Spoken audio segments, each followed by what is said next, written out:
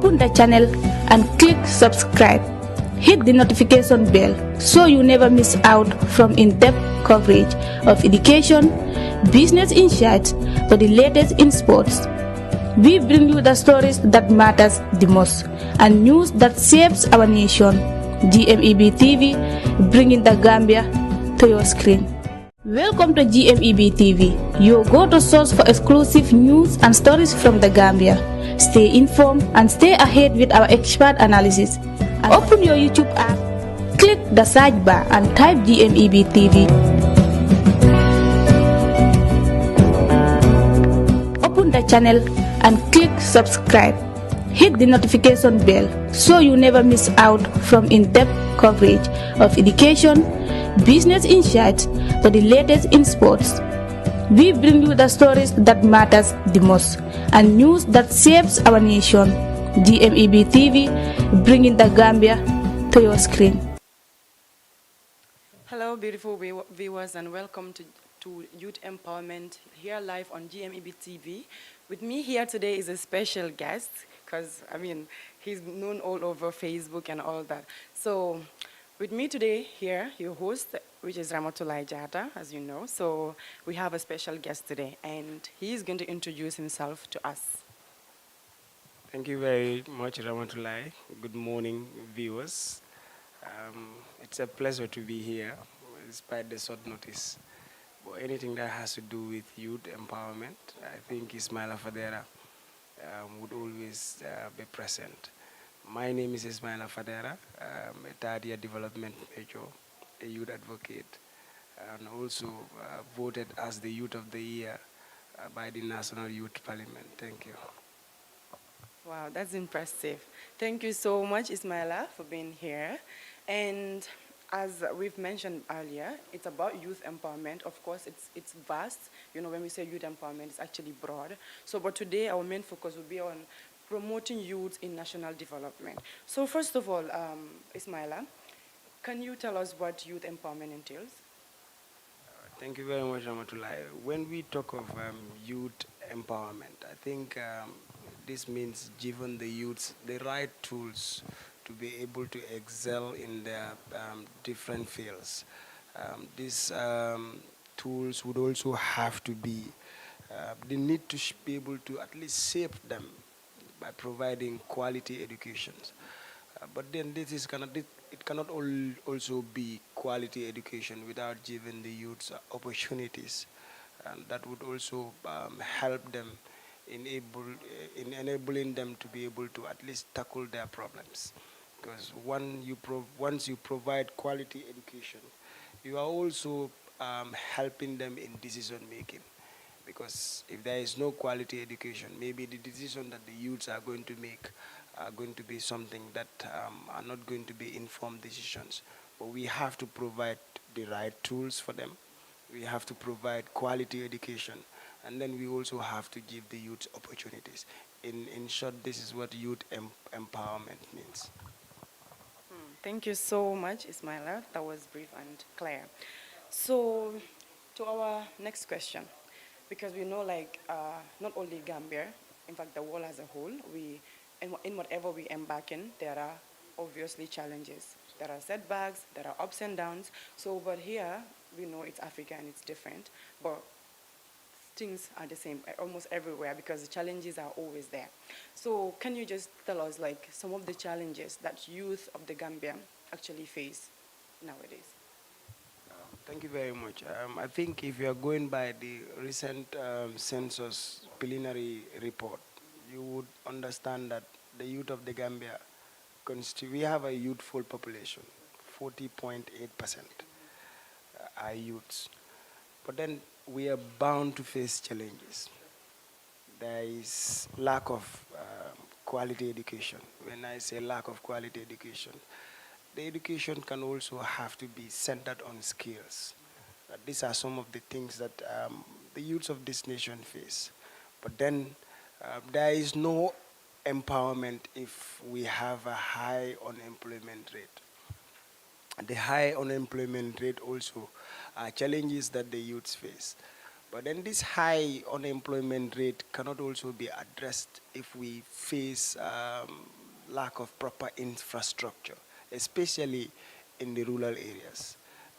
Because most cases in the rural area, before it used to be agriculture, but now you see to it that most of the youths are leaving the rural areas, coming to the urban areas because they lack those infrastructures in the rural areas. So if development is decentralized, um, challenges that face the youths would be something that would be addressed.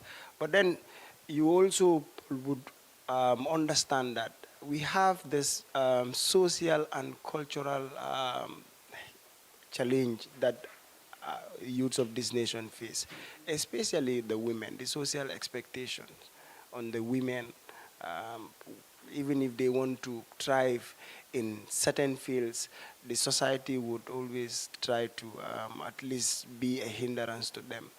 Those are the challenges that the youths of this country face.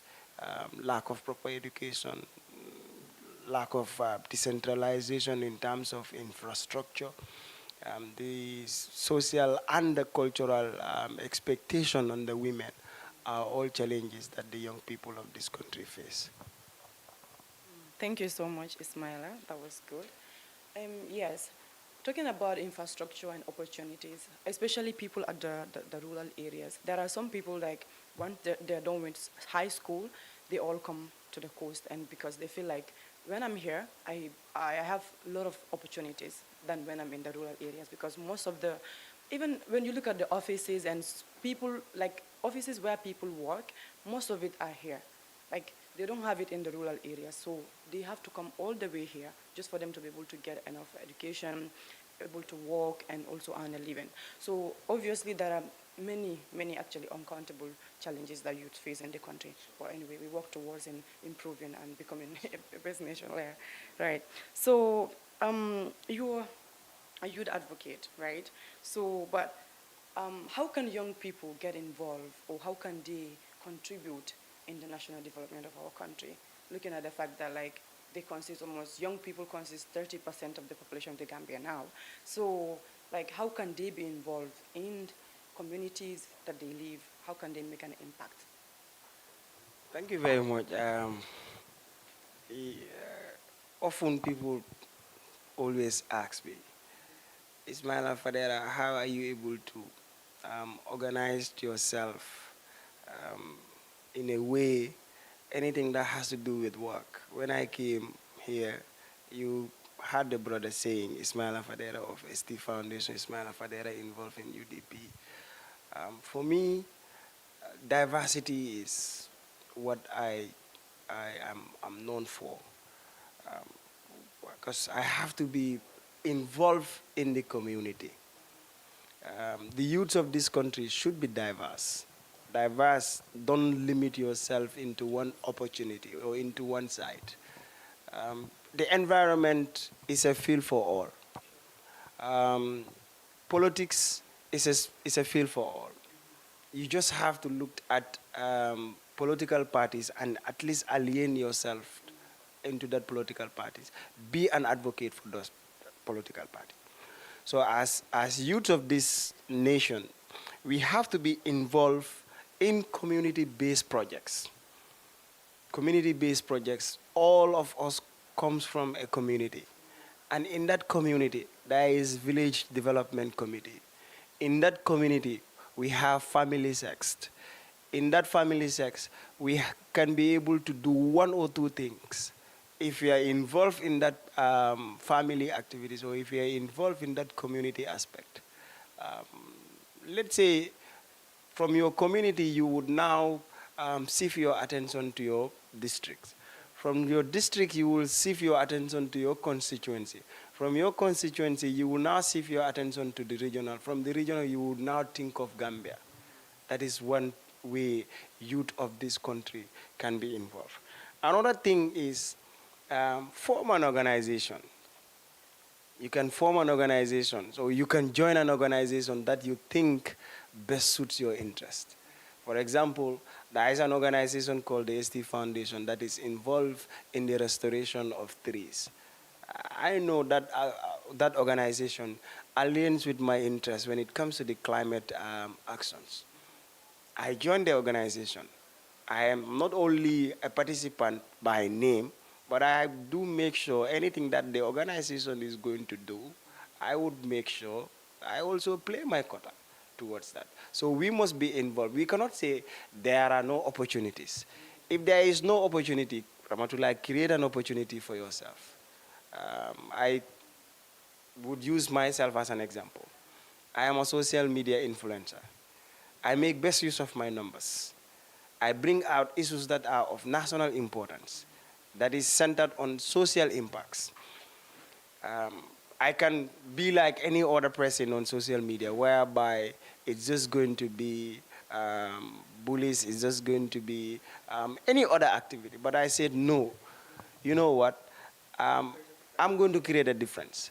That is why anybody who has followed the work that I do would tell you from 2023 to 2024, I have done quite a lot of social impacts.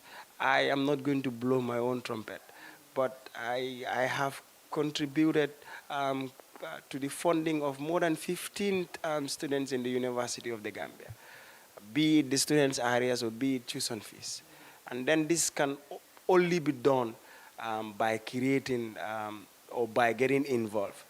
Make best use of your, utilize your social media platforms and get involved to issues that would center on youth empowerment. Thank you. I'm sure any youth out there that's watching should try to become like Ismaila. Like he's doing a lot out there. Don't say like there are no opportunities. Try creating for yourself at times.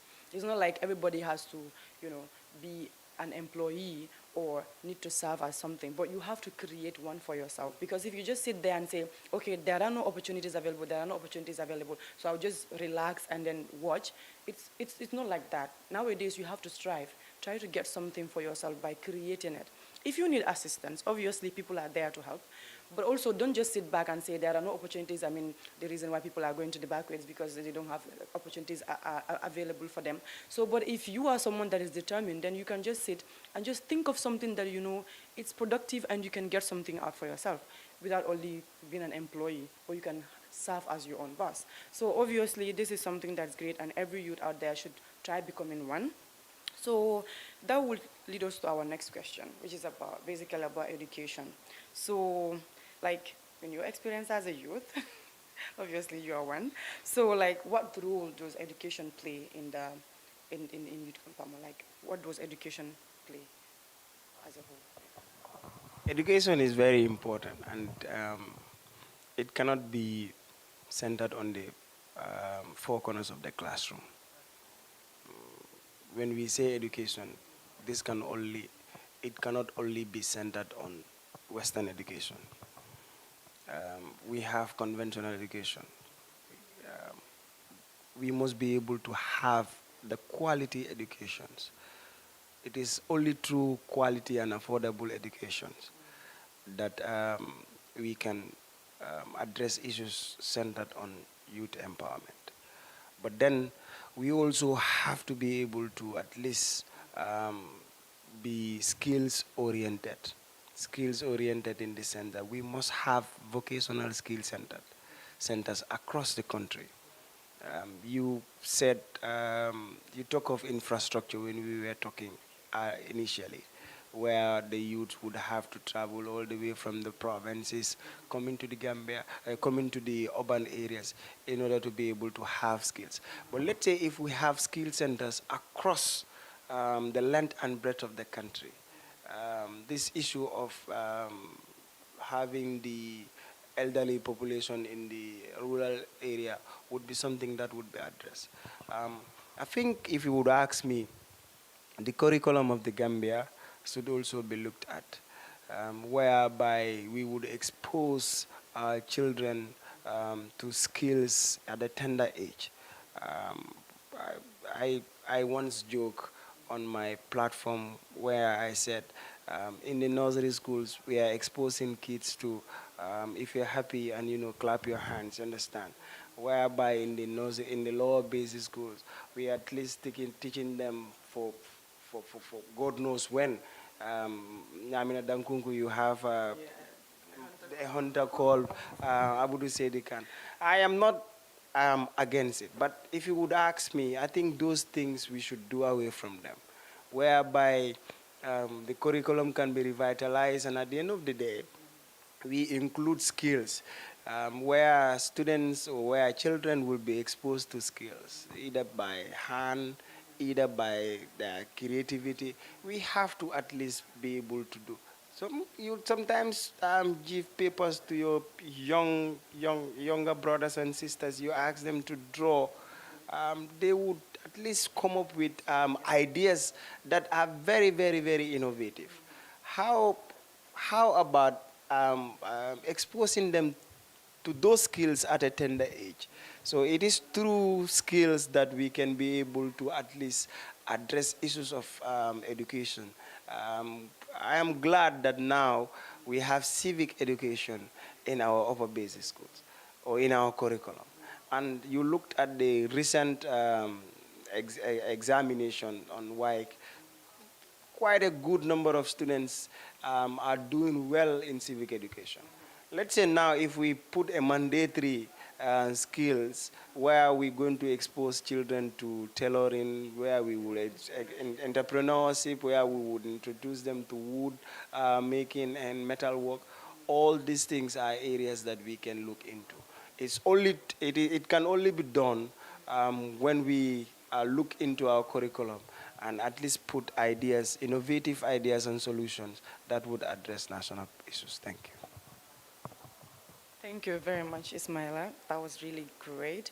And yes, talking about skills, skills are really important. There are some kids that, they'll just come up with something and you wonder, how did he or she think about this? But deep down, what you should be doing is at least encouraging them, telling them this is what you should be doing, showing them the right path. It's not only about being in a classroom and learning and living. Because there are some people, they need more of practical than even theory. So it helps a lot if there are skill centers across the country where, people can easily get access to, try to learn new skills. Even if you're going to school, after school, you can also engage in something different that can bring you something. Let's say, because people say life after school is very hard, for grade 12s, for example, because when exam is done, you're done before thinking of applying to a tertiary institution. It takes, let's say, sometimes 5 to 6 months or a year sometimes. So in that time frame, you can actually do something for yourself. You can join a skill center, do something that is creative that you are capable of doing. So all of that too adds a lot to national development. So again, just to add on to this, I could remember during junior school. I don't know have the right word, but maybe you would help me. There is this thing that girls normally make with that. I don't know the trade. It's some, yeah, exact cousin. We used to enjoy that. You sometimes sit near your friend while they're doing it. At the end of the day, that is what we use as tablecloth or doormats. Or sometimes you can even have a hat out of it. So let's say the ideas is already there. What needs to be done now is how to at least equip them and be able to at least add their skills. Skills is very, very important. No country can develop without skills. that's really, really important. Thank you so much, Ismaila. So now in the Gambia, I mean, we have a lot of NGOs, I believe. We have non-governmental organizations. So, but like, as a youth advocate, like, how can these organizations support young people? In what aspect can they help young people in national development? Thank you very much. I think support is important. But even whereas there is no support, um, you should at least be able to cope with it.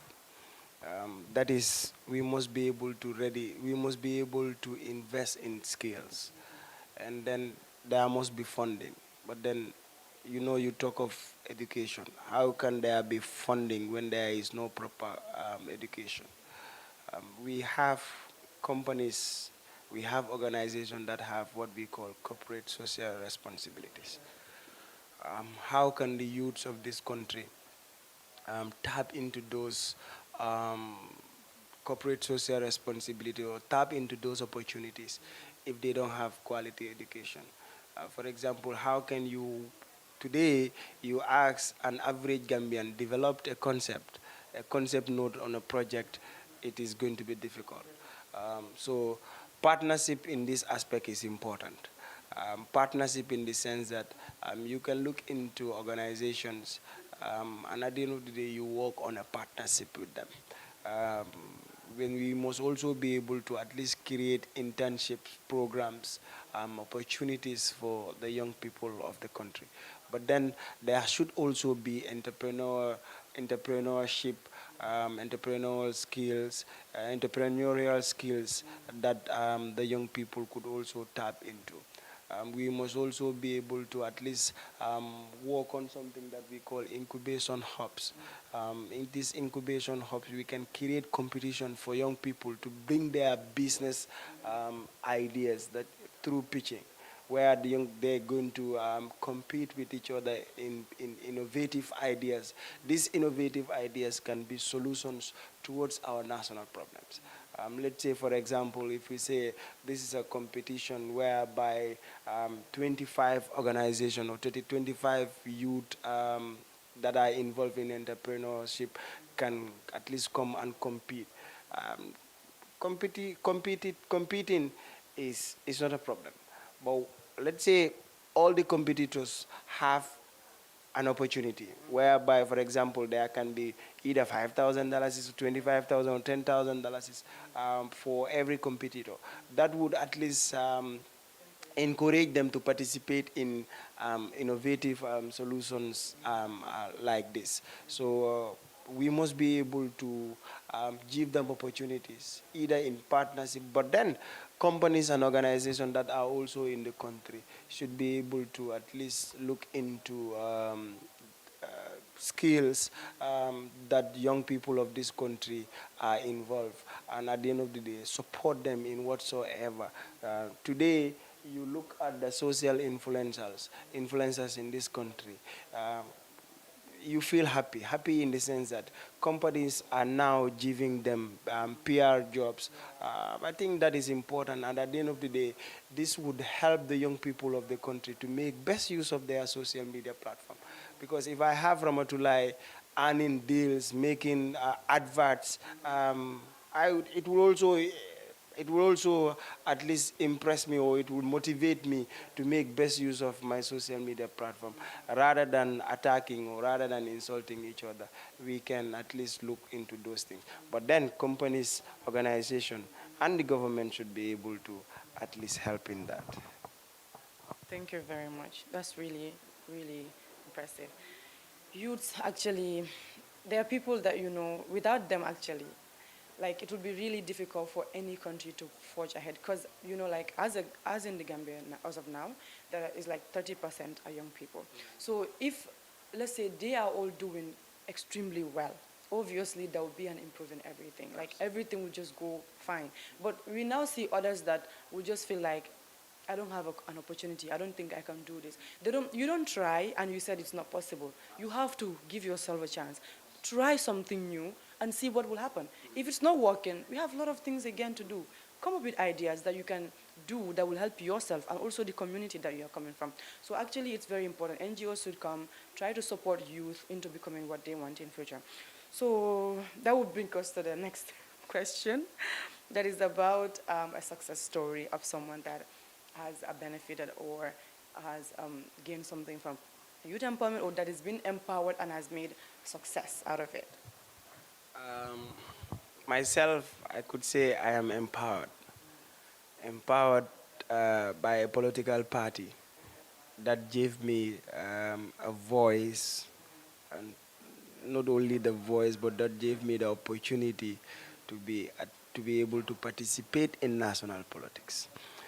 But then a success story for me would have to be um, last year, let's say this year, during the Independence Day celebration, I assembled 350 youths for a blood donation at Jammeh Foundation, or let's say Bundum Maternal and Child Health Hospital. That's a success story. A success story in the sense that we assemble you, young people of this country to at least donate a blood. That is a selfless act. Another one would have to be a backway returnee who is involved in recycling of used materials. Through my social media platform, I was able to raise quite a good number of funds for him. And at the end of the day, he is making best use of that skills. So that is a success story. A success story for me would always have to be um, being a voice for people in social impacts. I could also use another success story where a madarasa was built by someone whom you know. Anybody who listen to his voice when he recite Quran, you feel happy. Um, it was built by his late mom. And now he is in charge of the madarasa, serving as the lead ustaz in that madarasa. All these things are success stories that the young people can draw motivations or inspiration from. Thank you so much, Ismaila. And now we're talking about the most effective way to engage youth in national development, like how or what's the most effective way to engage youth in national development. Okay, this would have to be creating spaces, creating right spaces for them. The right spaces would have to be, the example is this create this platform. You and I, we can all boast and say we are youth. We cannot bring initiative that at the end of the day are not centered on youth initiative. But then we must also create dialogue between the youths, discussions between the youths, because it is only through dialogue that they can come together and at the end of the day address issues that affect them. But then we must also be able to at least utilize our social media platforms. All those are effective ways of youth empowerment. Thank you. Thank you so much. And also don't forget about their rights and responsibilities too. Because, you know, creating only a platform, one has to know what are my rights, my limitations, and my responsibilities towards national development. So that too should be taken. And this brings us to the last and the final question.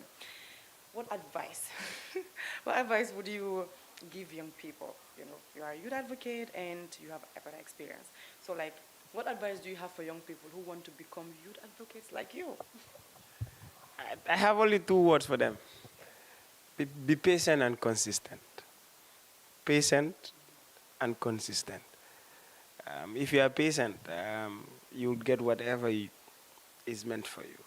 But if you are also consistent, nobody is going to say, Ramatoulie, this is what you said, and it is the contrary of what we are seeing. Always be the best version of yourself. Be unique in your own way. This is the success of Ismaila Fadera. It has worked for me, and it can work for you. It can work for you that is watching this episode. Just stay consistent and be patient, and always have be a keen listener. I valued feedbacks. Every day people will talk to me, bro. This is what you've done. You could have handled it this way. Sometimes emotions could be charged, but always have a good ear where you would always listen to people, and then try by all means to have mentors and coaches for yourself. I know it is always going to be hard for them to be available for you every time, but then you can identify someone, and at the end of the day, that person will always be there to give you feedback. You can have one or two mentors. You can have a mentor on political aspect. You can have a mentor on environment. You can have a mentor on social aspects. So those things are going to be my final word. Be patient and be consistent. Thank you. Thank you so much, Ismaila. That was really great. please be patient, be consistent in whatever you do, no matter how small it is. Consistency is key. So that would actually bring us to the end of today's edition, and see you next week, Wednesday too, at the same time at 10 a.m. on GMEB TV here. So I would say a big thank you, Ismaila, for joining us today. I really, really appreciate it. And any other person out there listening would actually testify that you've done great. And we are so happy to have you here today. So, beautiful viewers, that's all we have for you today. And thank you, and see you next time. Bye-bye. Welcome to GMEB TV, your go-to source for exclusive news and stories from the Gambia. Stay informed and stay ahead with our expert analysis. And open your YouTube app, click the search bar and type GMEB TV. Open the channel and click subscribe. Hit the notification bell so you never miss out from in-depth coverage of education, business insights, for the latest in sports. We bring you the stories that matters the most and news that